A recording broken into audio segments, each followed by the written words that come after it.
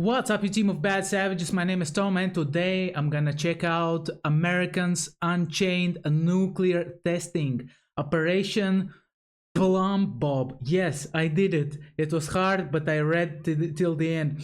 Also, guys, don't forget to like, subscribe, click the bell for notifications, and let's jump in. Doing that video on that time America launched a manhole cover in outer space with a nuclear bomb, and it turns out that's actually the lesser of two interesting parts of this story, because America also dropped a nuclear bomb on top of 6 people to prove that nukes were safe. Today we're talking about Operation Plumbob. The professional way to explain it would be to say that it is a bunch of nuclear testing that was carried out by the United States government in the late 1950s in the deserts of Nevada. However, in reality, it is more akin to the United States government dicking off with nuclear warheads in the desert like they're a bunch of rednecks on 4th of July with fireworks. We'll shoot fireballs at. Oh my gosh, what is this? Alright, Operation Plumbob takes place in 1957. There was a total of 29 nuclear explosions, and they were testing all kinds of different stuff. They had biomedical testing going on with pigs, seeing how radiation affected them and at what distance. Then they were covering the pigs with blankets, seeing what materials blocked the radiation, what materials didn't. They also conducted experiments on 18,000 US service members, basically having them dig a trench off in the distance and hide in it while they detonated a nuclear warhead to see how they held up. And then they had Man, they didn't know that there's gonna be serious consequences for that. I heard the story about one nuclear bomb testing in Nevada, and the locals were not even told that there's gonna be nuclear testing. And basically, some people got on the roofs in Las Vegas to watch it. Some people were just outside, you know, like playing in the water in nearby lakes or whatever, you know. And then it happened, and after that, those people like got to cancer and other bad stuff, you know, radiation. Man,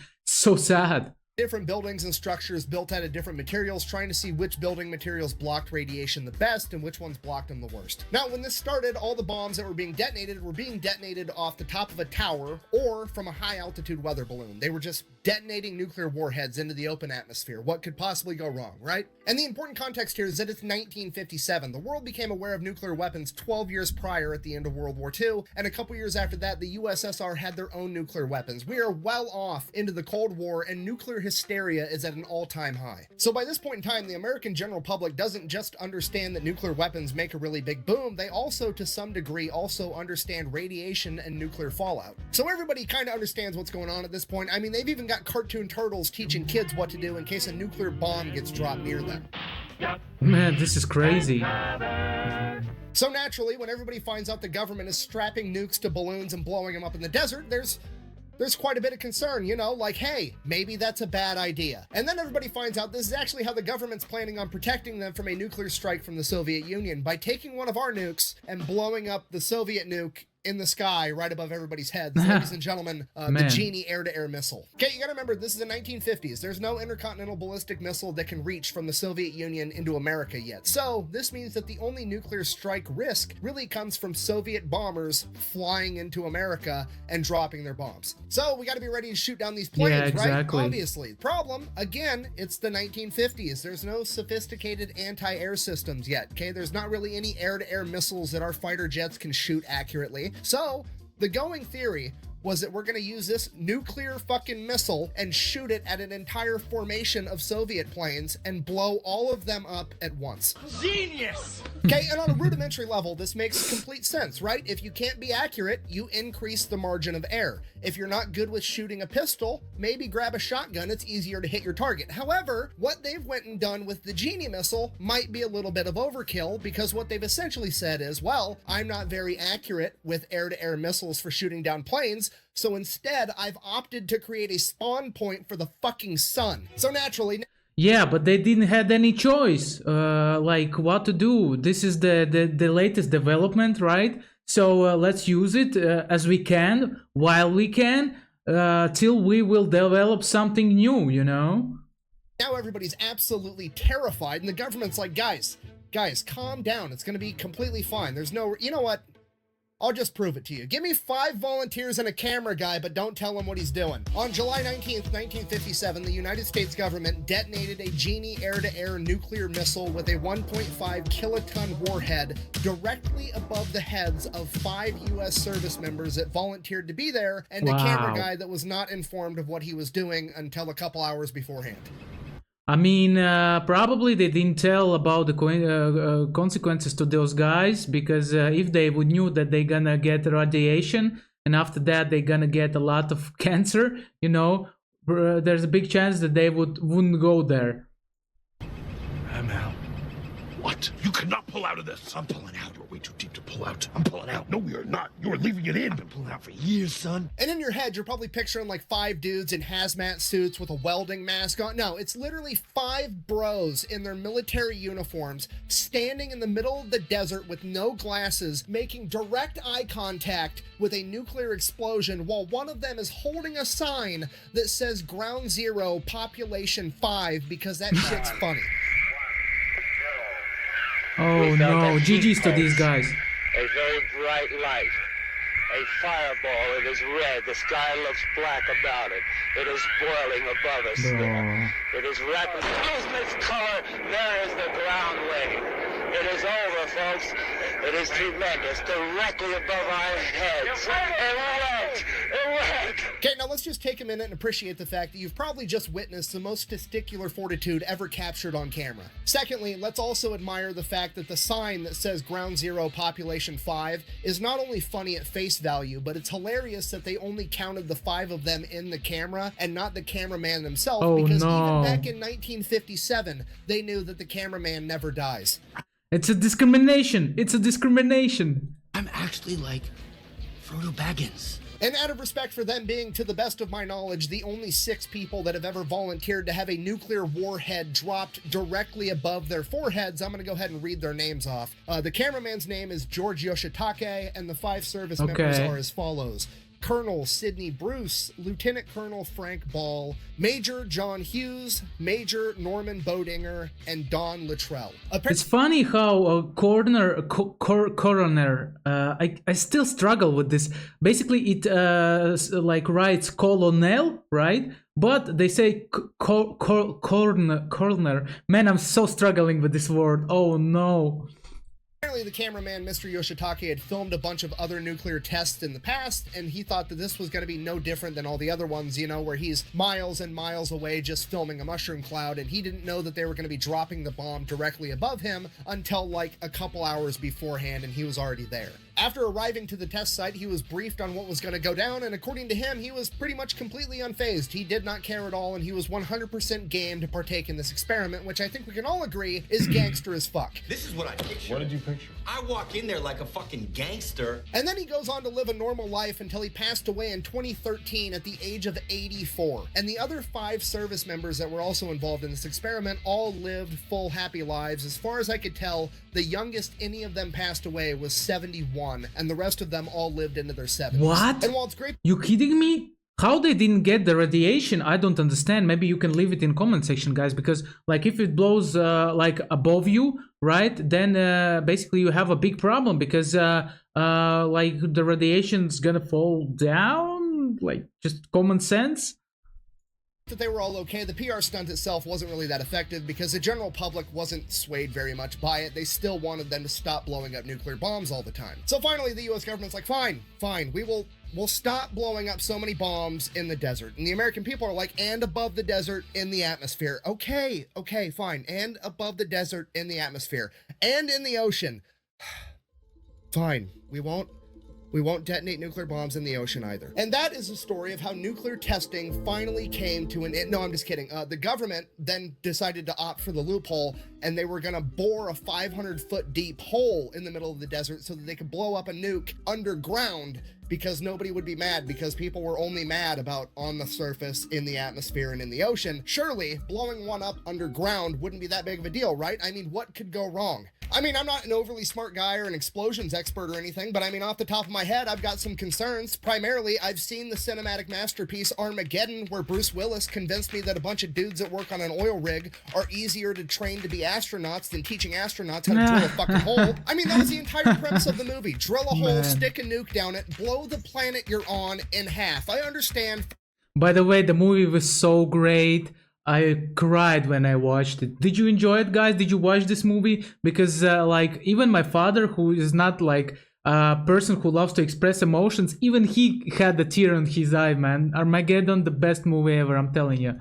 500 feet probably isn't deep enough for that to be realistic, but still, nothing good can come of this. You're gonna like piss off King Kong or unleash that Balrog thing that killed Gandalf in Lord of the Rings. Something bad is gonna happen. Now, luckily, they're not planning on detonating a nuclear warhead in this hole. They're just planning on blowing one up. And what I mean by that is the premise of this experiment was basically, remember, we're worried about the USSR bringing bombers, planes, and dropping a nuclear bomb on America. And we're planning on shooting those USSR bombers down. Essentially, we're going to blow up those planes that have a nuclear weapon on board. They want to know what happens when you blow up a nuclear weapon with a conventional type bomb or missile, right? So they're going to stick a nuclear warhead in the hole with another bomb, and they're going to blow up the conventional bomb and see if that blows up the nuclear bomb as well, because we need to know that. And the going theory is that the nuke is not going to explode because nuclear bombs have to be set off in a very particular way, and if they don't get set off in that exact way, there's safety measures that are actually supposed to kill the nuke rather than set it off. But that's all theoretical. Okay. There's only one real way to actually test it, right? You're gonna back up, grab a camera, yell World Star, and see what happens. So that's exactly what they do. July 26, 1957, they have the first underground nuclear test ever, known as Pascal A. Takes them all day to set it up. They gotta lower the device down this hole, they get everything ready. Then, on top of the hole, you know, in case the nuclear bomb does go off, they lower a 5-foot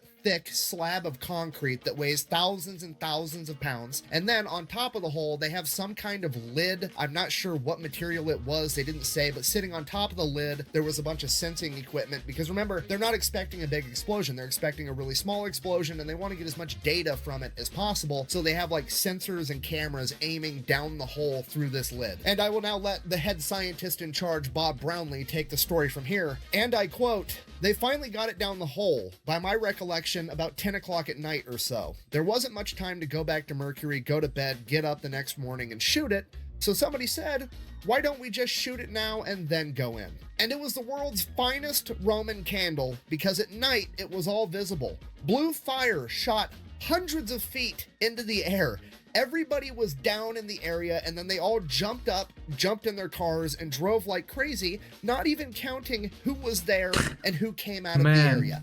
So the safety equipment... Basically, they were afraid a lot. They were a lot afraid. Very, very shocked by the explosion. Didn't work. The nuclear part went off, generating an explosion about 50,000 times bigger than they were anticipating. Apparently, 50,000. the explosion was so large that seismic equipment from all over the world could sense this explosion. You know, seismic equipment being the shit they use to detect earthquakes. Another scientist that was present described it as, and I quote, "the biggest damn Roman candle you ever saw. It was beautiful. Big blue glow in the sky." And because of this, the United States government comes to the realization, okay, maybe underground nuclear testing isn't that great of it. I'm just fucking with you guys. They redid the exact same experiment like a month later, August 27th, 1957. And they didn't really change a whole lot about the experiment. They took the device, they stuck it down the hole, they put thousands of pounds of concrete directly on top of it. And then the only thing they did change was, instead of whatever lid they were using before that they could like put sensors through and shit, they went and tried to control the explosion by getting a 2,000-pound manhole cover, and then they welded it shut over the top of the hole. They then took the best high-speed camera they could find and aimed it at the manhole cover, because if the safety device failed again, whatever happens to the manhole cover was, and I quote, "scientifically interesting," aka they're just doing Mythbusters shit with DOD money. So they detonated. Listen, is it possible to like trigger the earthquake by detonating the atomic bomb under the ground, or not? or I heard about the earthquakes that they like the tectonic plates beneath the surface, they are like moving apart and something like that. This is what I heard. If you guys have more information about earthquakes, please leave it in the comment section. So yeah, I'm just curious, you know. The bomb, the safety device fails, the nuclear portion goes off, and in hindsight, what happened is when you have a nuclear bomb go off with thousands of pounds of concrete directly on top of it, that concrete is instantly vaporized and turned into gas, and then that gas is pretty also instantly superheated, and superheated gas expands a lot, and this is an enclosed environment because they welded the manhole cover shut. If you're not picking up what I'm putting down, the scientists just inadvertently turned the planet into a fucking potato gun and launched this 2,000-pound manhole cover, presumably into outer space. Wow. Man. So all the scientists, being pros, start asking the question that everybody wants the answer to. How fast do you think that manhole cover was going? So they go to the high-speed camera. Okay, this camera is taking 1 frame per 1,000th of a second. Okay, it's a lot of fucking pictures. The manhole cover appears in 1 singular frame, and that is it. So because it was only captured by a single frame and not multiple frames, they can't calculate how far it was traveling over a period of time. So all they can calculate is the minimum speed that it would have to be going to only be captured by a single frame in the span of the camera shot. And the calculation they came up with was that manhole cover was moving at least 150,000 miles an hour. That is Mach 100. Can you imagine this? 100,050. Oh my gosh, this is incredible. This is the speed of what? Like light? No, light probably is faster, but I mean, this is mad. 195. It is 195 times faster than the speed of sound. And the best part about all this is that this happened prior to Sputnik 1, meaning that if this manhole cover made it into outer space, it was the first man-made object to ever make it into outer space. Huh, it didn't make it into outer space. It would have burnt up in the atmosphere just like meteorites do. Huh. Oh shit, you're right. I completely forgot that every single meteorite that's ever come into the Earth's atmosphere is burnt up completely and never actually makes it to the ground. I'll be right back. I've got to go tell all the dinosaurs to stand up and quit being babies, because clearly they're exaggerating. Oh my gosh, man. Guys, they're dead. This is completely different from a meteorite for multiple reasons. For one, a meteorite's never been made out of 2,000 pounds of refined steel. For two, a meteorite's moving at about 30,000 miles an hour when it collides with the Earth's atmosphere. This thing's moving at 150,000 miles an hour, and space is only 62 miles up, okay? This thing made it to outer space in a second. Even friction was like, what the fuck was that? Thirdly, the collision with the atmosphere is nothing like a meteorite, right? A meteorite is a rock traveling through the vacuum of outer space with no other forces acting upon it, and it collides with Earth's atmosphere, and then it gets slowed down and it gets burnt up, okay? The manhole cover isn't just moving at 150,000 miles an hour through the atmosphere. It is being propelled by a channeled nuclear explosion with all of the gases, aka the atmosphere behind it, also moving 150,000 miles an hour in the same direction. Yes, science! Okay, just to be clear, I'm not saying that I'm correct. Oh my I'm God. simply saying I'm incredibly ill-equipped to answer this question accurately, and no offense, but there's about a 99.999% chance that you are too. So my verdict in regards to this manhole cover is going to be that it's still up in the air. There's a horrible dad Yeah, joke. I'm probably, sorry. yeah. Now, fast Probably, forward, nuclear yeah. testing If it went into outer space, it's probably in the somewhere there, you know. There's no chance, no way around it. continued both underground, above ground, and in the atmosphere until 1963, when they signed a treaty with the Soviet Union and Great Britain that the only nuclear testing allowed was going to be underground. Now, fast forward again a couple of Wow, I didn't decades, know and that. people's concerns over atmospheric nuclear bomb detonations turned out to be 100% legitimate because a ton of people ended up having elevated risks of cancer. Both the Yes. 18,000 soldiers that were present at Operation Plumbob had highly elevated likelihoods of developing leukemia and thyroid cancer. You don't have to look very far, just take a look what happened in Chernobyl, right? Most of the people who were helping to close the reactor, right? They got cancer diseases, they got skin cancer, like terrible stuff, because radiation basically killed them. By the way, guys, there's a good series about Chernobyl from HBO. Even like Russian says that it's good, and I enjoyed it also. It's called The Chernobyl. Yeah, I really recommend to watch it. Yes, and there's a lot of about the radiation and other stuff, you know.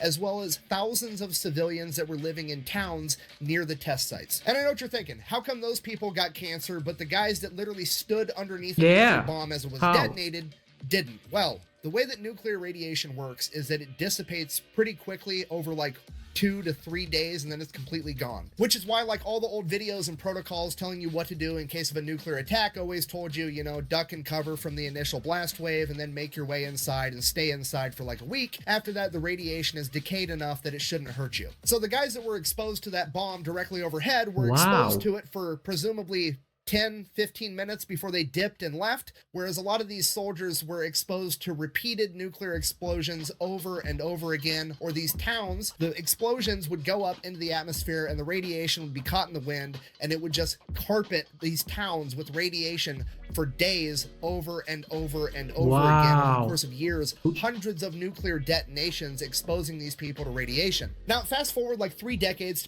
I mean, I thought that when the nuclear bomb gets dropped, right, then like the radiation stays there forever. That's what I thought. I mean, I understand this sounds stupid, but like that was my opinion till now. So wow.